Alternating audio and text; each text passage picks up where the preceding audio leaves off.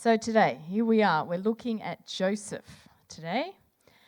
13 chapters at the end of Genesis. And I thought we could just read them. Could you imagine? That could be it, couldn't it? We could just read the story. I'm going to try and give you the whole story. It's as quick as I kind of can. Highlight some areas. But it's 13 chapters, although there's one little chapter in there that's just not to do with actual Joseph, and it's quite a sideline story. I'll let you go and find that and read it. But last time I did preach Joseph, I did talk about the sideline story, but today I'm not going to. So, no, you can find it.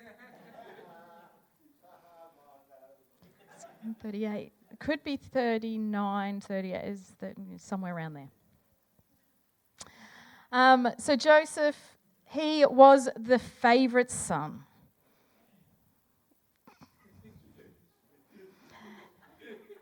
He got the stripy, colourful coat, or the Technicolor coat, or however it's been called by, and Technicolor dream coat. David was going to sing the song for us this morning, but I went, nah. The NIV puts it as a richly ornamented robe that he got from his dad. And he had dreams of greatness, Joseph had. And in the foolishness of his youth, he decided to tell all his siblings about it. I've been telling the young folk in my life that their brains take time to develop, and this is testament to that. Joseph tells his brothers he has these dreams of him all worshipping him and being great, and of course they're jealous. They're jealous. He is the painful, full of himself younger brother. And the jealousy, it turns to hate, it turns to rage, and they want to kill him. Now, this is the last story in Genesis. It's the very end of the book. We've had stories all along, and we've had these stories of brothers, and we've started off with Cain and Abel. Jealousy is in their relationship, which leads to murder. Then we have Noah's sons. They have all these altercations as well.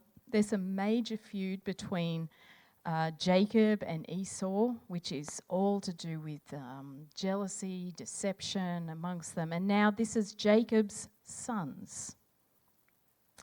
And these stories are a retelling, and they're intensifying the failures of their parents. There's no way that we're the same as our parents, right? You know how when you're bringing up especially little ones and you hear those phrases that your parents said that you didn't want to say and they just come out? Yeah, most of the problems in these stories are just one more elaborate variation of their parents' struggles. Now, they get things wrong, but they also get things right. From time to time, there are these moments where they've got things right. And, stories are powerful. And that is why we tell them over and over again. These stories, these great Sunday school stories, they have powerful images. We have images of rainbows. We know that story. We have images of stars, lambs, slingshots, Technicolor coats or dream coats. They bring back a story to our mind. These stories, they tell us things about ourselves. Some of them the dark places in our hearts, and some of the good places in our hearts. And we learn who God is. And we see patterns of God's mercy and people's resilience. And we see hope. It's good to share stories that include struggles where people overcome them and they are helped by others and they're helped by God. We need to find these positive stories in our own lives, in our families, in our country, in our history. We need to find these stories and tell them. They're good for us. And Joseph, it's such a story. His life has these tough moments, but amazingly, they come good. Not just for himself personally, but for the nations around him. It's a good, hopeful story, and it reminds us of the hope in this world. It is good to remind us of it and to tell it. Now, Joseph's brothers, they're a bunch of shepherds, okay, and they've had enough of Joseph, and they throw him in a pit. They strip him of his robe, and at the last minute, they actually do decide not to kill him. He's from their own flesh and blood. So they've made a step up from the Cain and Abel story. They decide not to kill him. And they sell him off to some passing traders who were heading to Egypt. Now he's then sold in Egypt to one of Pharaoh's officials, and he ends up a servant in Potiphar's house. Now he's doing okay, and he ends up in charge of the household, and it says that the Lord was with him and blessed all that he did and everything that Potiphar had. And it's going well. Then he's falsely accused of raping Potiphar's wife. And then he's thrown into prison, the pit of all pits. His first pit was pretty bad. This is an extra layer of a pit. He's actually been, when you think about this story, he's a victim of human trafficking.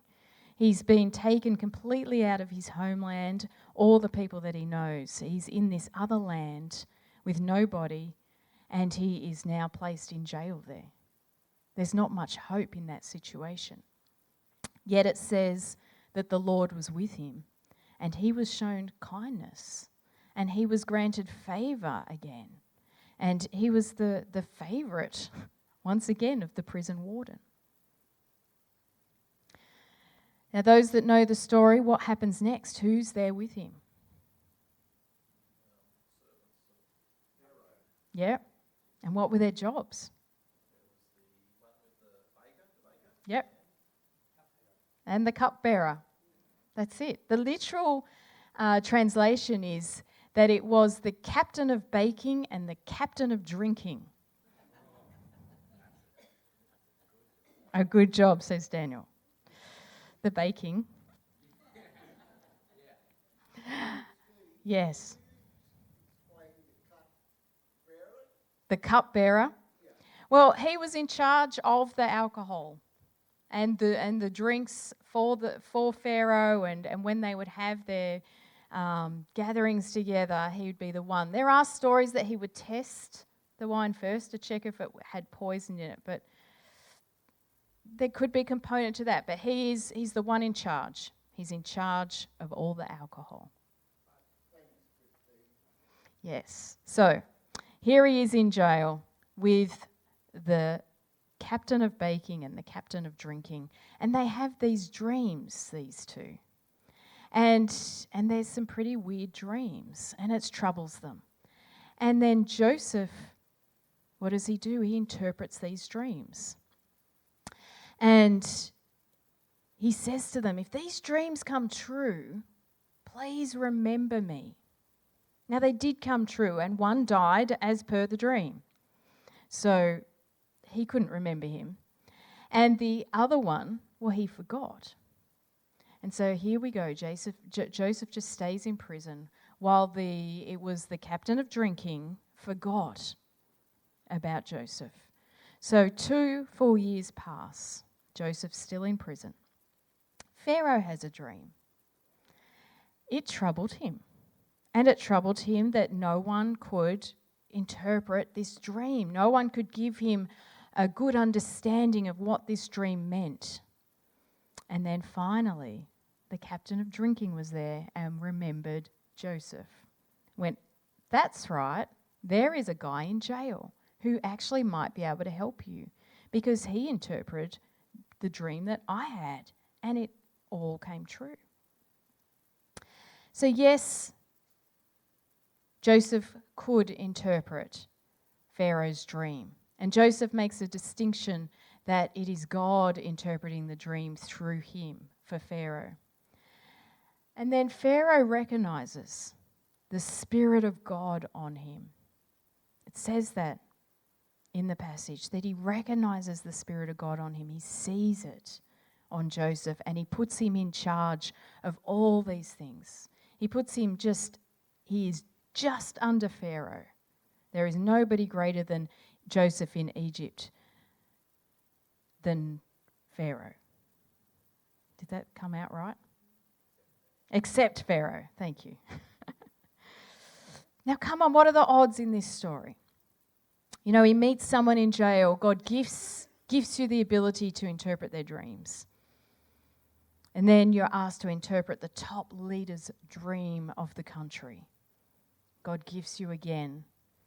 And then you get to be the one to implement what God has showed you for the entire nation, even surrounding nations of Egypt. Because the dreams were about these 7 years of abundance, and then there was going to be 7 years of famine. So with this dream, you could prepare. I see this in how God works. You know, God works in our lives. You know, really bad stuff does happen. And then we could say, some people say coincidences then happen. And this or that happens and something good comes out of it.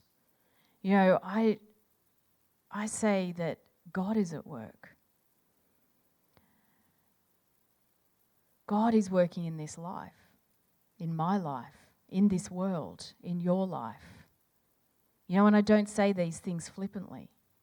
You know, I've been through hard times. I have witnessed super bad things.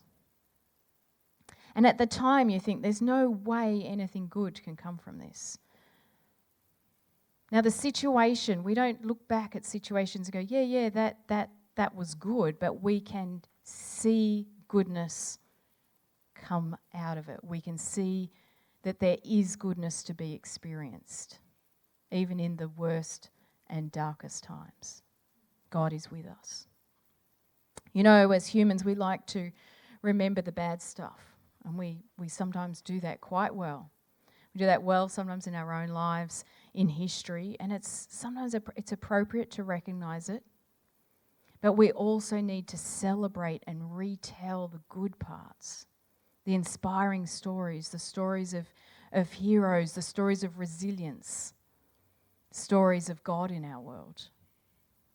Because it's good for your soul and it's good for our children. You know, Pharaoh saw the Spirit of God on Joseph and put him in charge of implementing the plan to store the food and to prepare for this great famine. And it reminded me of the end of Follow. You know, Peter mentioned this as one of his favourite bits, and it was mine as well. It's actually not one of the chapters, it's the epilogue. So if you didn't go and read the epilogue, go and do so. It says discipleship to Jesus will overflow in your everyday life. You know, God with Joseph, it just flowed into his life no matter where he was and what he was doing. Follow goes on. It says, you will be teachers, researchers, students and academics who continually rethink what we assume we know because you are following Jesus. You will be medical professionals who perform the way we care for the sick because you are following Jesus. You'll be tradespeople, computer programmers and engineers who renew our experience of the functioning world around us because you're following Jesus. You'll be artists, designers, entrepreneurs who recreate our visions of what is good because you are following Jesus. You will be retirees who report faithfully and carefully on the life lived well because you are following Jesus. And it goes on and on and on. And I challenge you to read that, and I don't think you will find any kind of profession or area in this world that he doesn't cover. How good is that? God works through our lives in whatever it is that we are doing.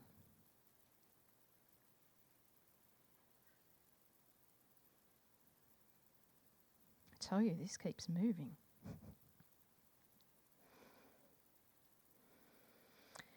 You know, Joseph, he has set up Egypt. He set it up well. The drought has now hit. The famine has hit. It's hit hard and it's hitting far and wide through the region. So we swing back now to the start of the story. We're back to Joseph's brothers. They re-enter the story. And their father sends them to Egypt to go for help, to get some food. Now, when they get there, they see Joseph and they don't recognize him. And we get these elaborate stories of Joseph testing them, almost recreating the story from their youth to see what they will do. Will they lie again to their father? He even sets up the scene for them to be jealous of their younger. He puts on a banquet and feeds all these brothers. And the youngest one, Benjamin, he gives, I think it's 5 times the amount on his plate. He's setting it up. Are they going to be jealous? Are they going to retaliate to the younger brother? Are they going to do it again? Will they turn on him? You know, we're all faced with tests every day. We can call them tests, we can call them challenges, we can call them areas where we get to make decisions. We can also see them as opportunities. You know, tests in our lives are opportunities to trust God. They're opportunities to show that we've changed. These types of decisions, they started in the Garden of Eden. You know, to eat or not eat of the tree. Cain and Abel. To be full of rage and murder or to not. Noah, to trust God and build that ark. Or he could have not done that. Abraham and Isaac, we know that difficult story where he takes Isaac up to sacrifice him. But last minute, God provides a lamb. You know, Jesus was confronted with a test, the ultimate one. But there was no lamb for him. He was the lamb. You know, Joseph's brothers, they pass the test. Judah, in the end, he gave himself over to Joseph and said, take me, don't keep Benjamin, as that would just kill our father. And at that point, Joseph revealed himself to them. So people can change. You know, we hear that saying, you know, that they will never change. We were talking about it before, you know, products of our parents. And yet, we can take heart from this story. Joseph's brothers had every opportunity to repeat the sins of their past, and they didn't. We can change. You know, when you look back at my parents' parents and the story that Dad shared that was a change in our family. That was a change for us all. People can change. It's not usually quickly. It's usually over time. Sometimes it's quick. Usually it's time. Joseph, he then told them that what they meant for harm actually turned out for good, and that it was to actually save many lives. So what Joseph went through was to save many. Sounds like a Jesus character, doesn't it? You know, we find glimpses of Jesus right through the Old Testament. The whole book of the Bible, the whole story that starts with creation and leads right through is a leading up to Jesus. He's there in every aspect of so many of these stories right up to when he's born. You know, Joseph's pits that he went through, and he went through a few of them, they led him to being a source of life. And it was a source of life to many, to even the nations around Egypt.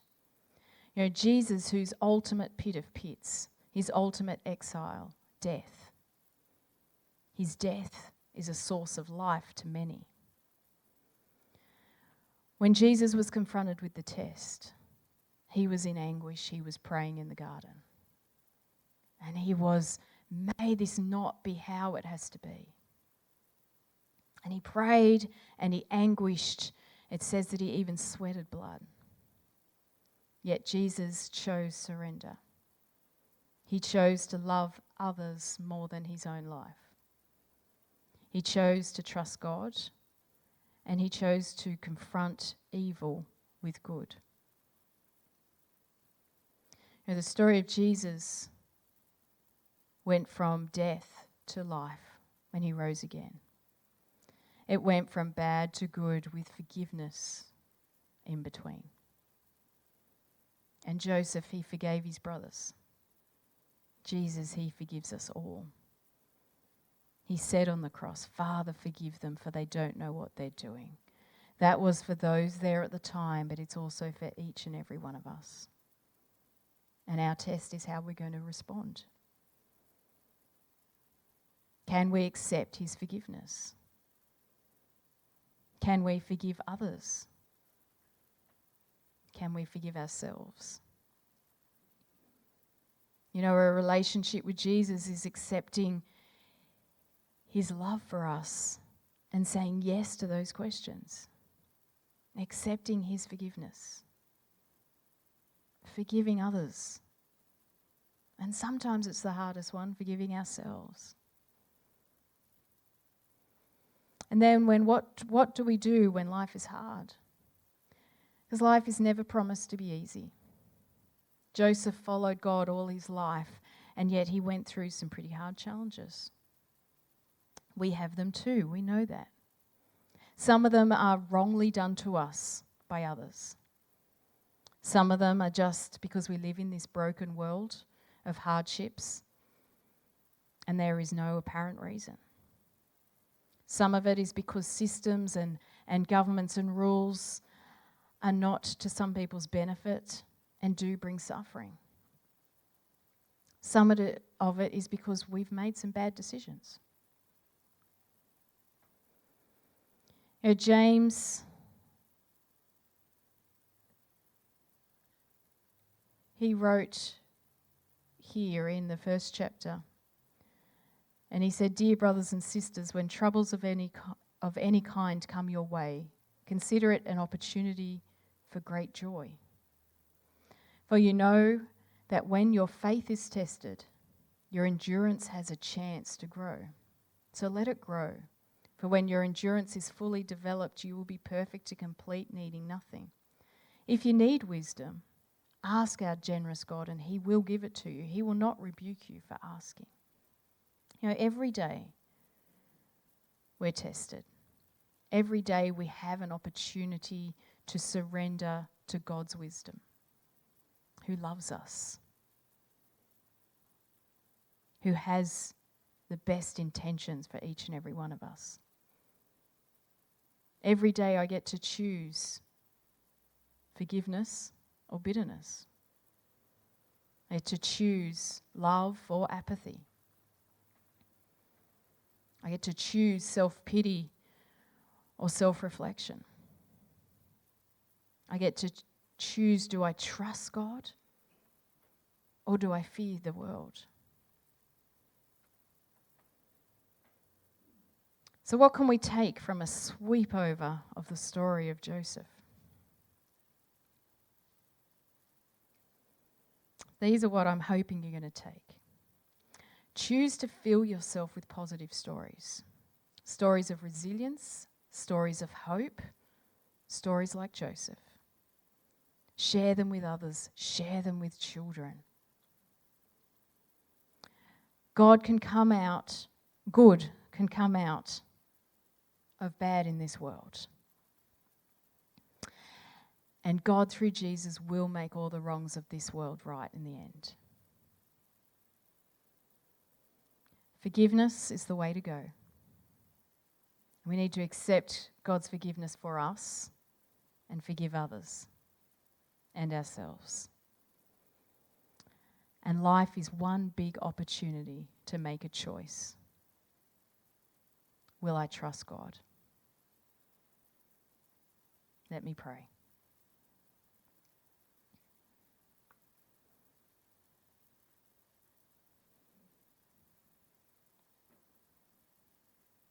Heavenly Father, we come before you this morning.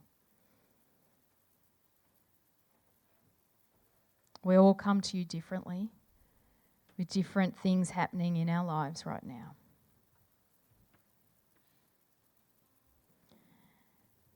And we're faced with that question, will we trust you?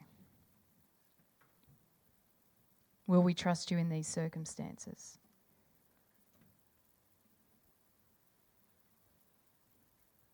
Lord, I do ask that you help us to trust you and grow our faith in you. I ask that you help us to receive your forgiveness and to extend that forgiveness to others. And maybe some of us are struggling with forgiving ourselves. And Lord, I pray for your grace upon each one of us to extend that forgiveness to ourselves. And I thank you that you are at work in this world. You are at work in our lives. And pray, Father, that whatever it is that we're doing, that people will see your Spirit on us. And that we can live in this world with your wisdom. Help us to be attuned to your ear, to your heart, to your ways, and bring your wisdom to all that we do.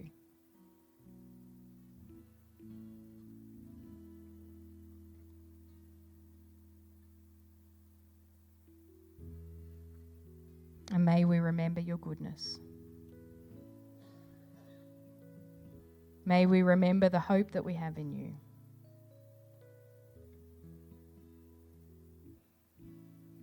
May we always look to you as our hope. And I thank you that you are the source of provision for each one of us. You are the source of life, and that you give life and abundant life for each one of us.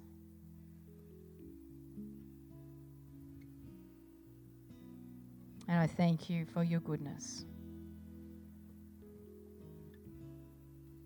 Even in those hard and darkest times, the areas that we're struggling in, I just pray for a glimpse for each one of us of your goodness, that we can see your hand upon our lives, upon the lives of our loved ones and those around us. And we choose to trust you this morning. In Jesus' mighty name. Amen. Just as we sing this last song, if you want to stay in this space of prayer, you may. You can sit down, you may stand up. It's up to you.